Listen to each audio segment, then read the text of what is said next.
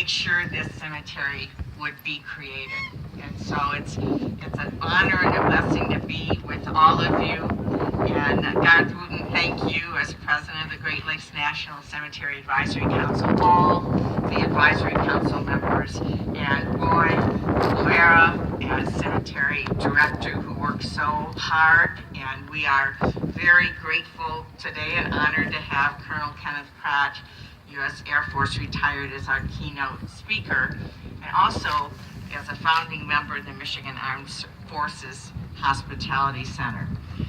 I know we're all here, many of us for very special personal reasons. And I want to just recognize one of my staff, Bridget Johnson, and her mom, Dorothy, who are here today to visit her father's grave, Air Force veteran Walter Travis. And so to Air Force veteran Travis and all of our brave Americans who are laid to rest here, we honor you and salute you. You know, in the early days of our state, Michigan's commitment of troops to the Union effort in the Civil War led, as we've all heard before, President Lincoln to say, when there were major challenges, he said, "Thank God for Michigan." It's been our veterans' love of our country and respect for our Constitution and willingness to serve that keeps America safe and secure and gives us our freedoms. Our democracy is strong. We witnessed that again this week. After one of the most divisive elections in our history, there was respect for the results and the beginning of a peaceful transfer like no other around the world, transfer of power from one leader to another. Our veterans and everyone in active duty service have protected our freedoms and our rights as Americans to exercise our right to vote and to speak out and to enjoy all of the other rights under our Constitution. And we are stronger because of it. We honor all of our fallen heroes as well as those who are still with us. And I want to share a story of one gentleman who I've gotten to know recently as an unsung hero of the Vietnam War. And we have so many heroes, but a person I want you to know about because you will be hearing more about him. Private First Class James McLuhan. Nearly 50 years ago, he acted heroically to save the lives of his fellow soldiers. In a period of about 2 days, he saved dozens of lives as a medic in the Vietnam War, running through enemy fire without a weapon, being hit by shrapnel on multiple occasions to protect others. He worked without a break. He gave up his water. He dragged men twice his weight to safety so they might live.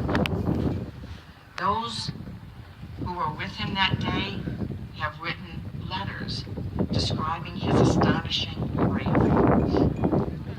It's time that Private First Class McLuhan finally receives the recognition that he deserves. And so Senator Peters and I asked the Department of Defense to review his case and award him the Distinguished Service Cross.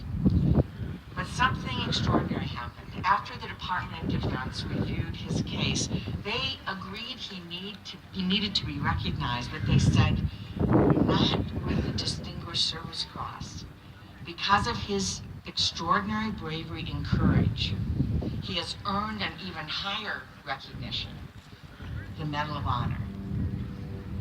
This is why we're introducing legislation to waive what is a 5-year limitation after a war to be able to give a Medal of Honor, to make it possible for the President of the United States to award the highest award for valor in action against an enemy force, the Medal of Honor.